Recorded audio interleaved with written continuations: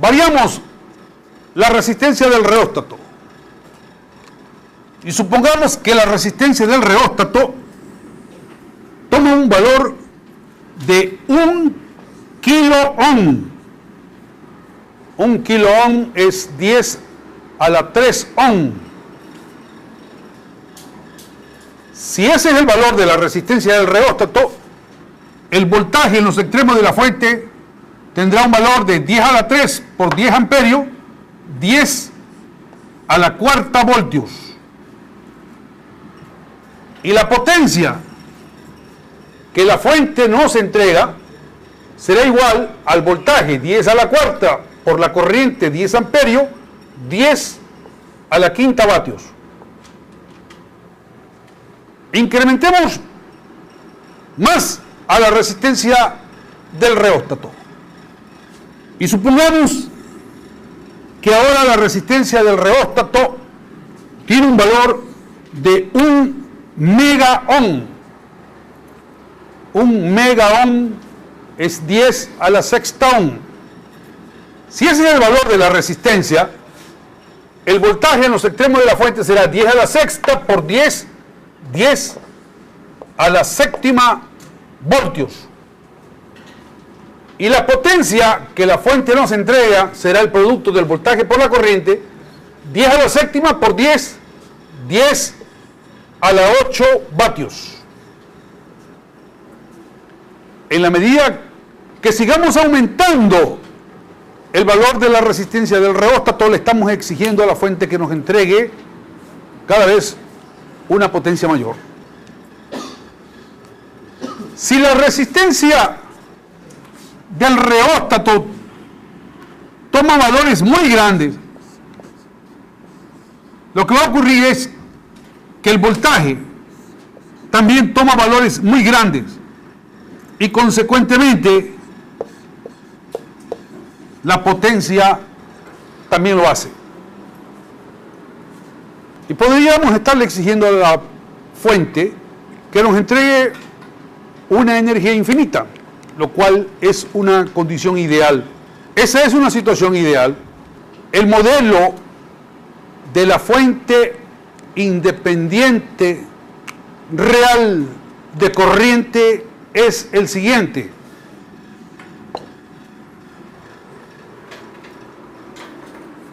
¿Qué ocurre si se presenta una situación como la que analizábamos hace un momento en el caso de la fuente independiente ideal de corriente?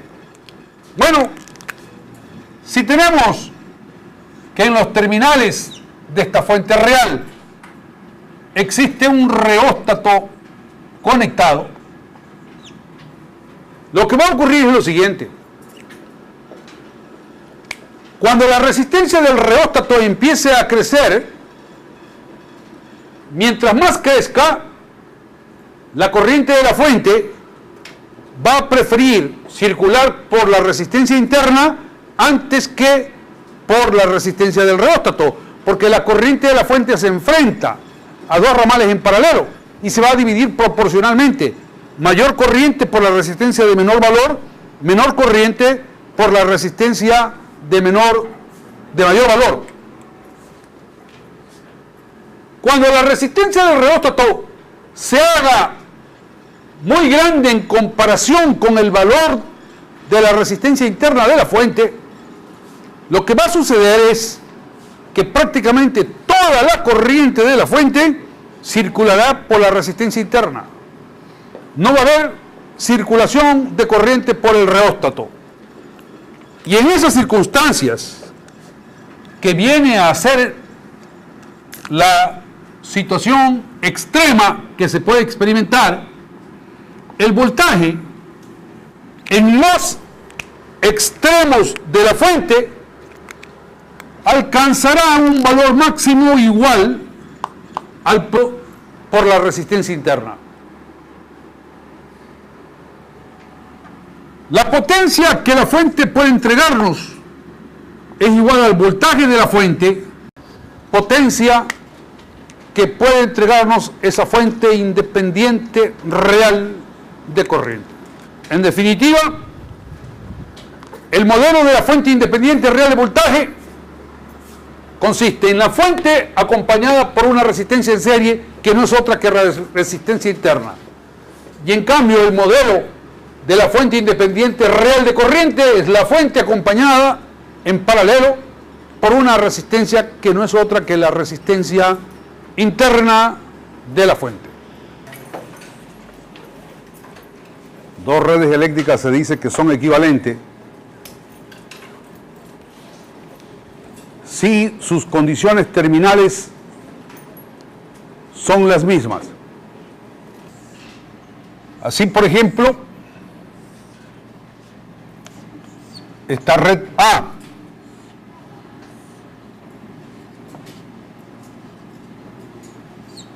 cuyas condiciones terminales son un voltaje V1 y una corriente I sub 1, será equivalente a una red B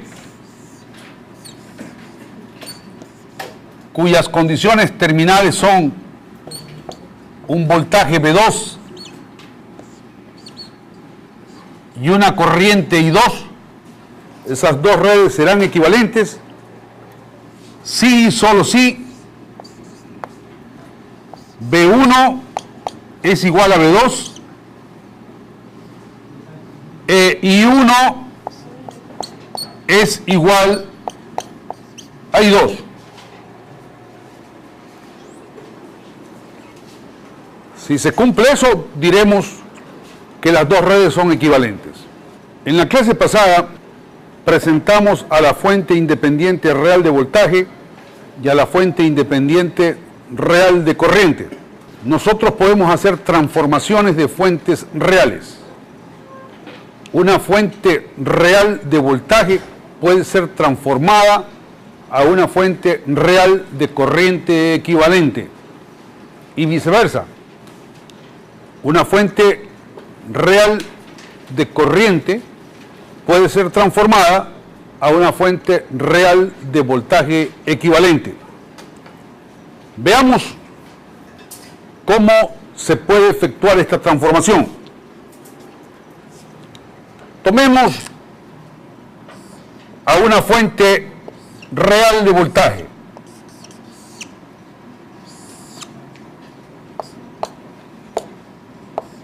De valor V sub F con una resistencia interna R sub 0. En los terminales de esta fuente tenemos un voltaje que le vamos a llamar V sub T y una corriente I sub T. Queremos a partir de ella establecer una fuente equivalente de corriente. La fuente real de corriente, recordemos, tiene como modelo a la fuente en paralelo con una resistencia.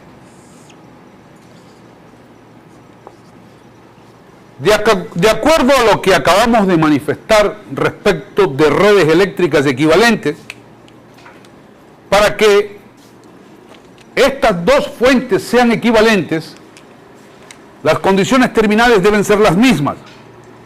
Por lo tanto, aquí debe aparecer el mismo voltaje V sub T y la misma corriente I sub T que tenemos definido en la fuente real de voltaje. Hagamos el análisis de la fuente real de voltaje. La corriente I sub T al circular por R0 provoca una caída que le vamos a llamar V0. Aplicando ley de voltaje de Kirchhoff, podemos decir que el voltaje en los terminales de la fuente es igual al voltaje de la fuente menos el voltaje V sub 0.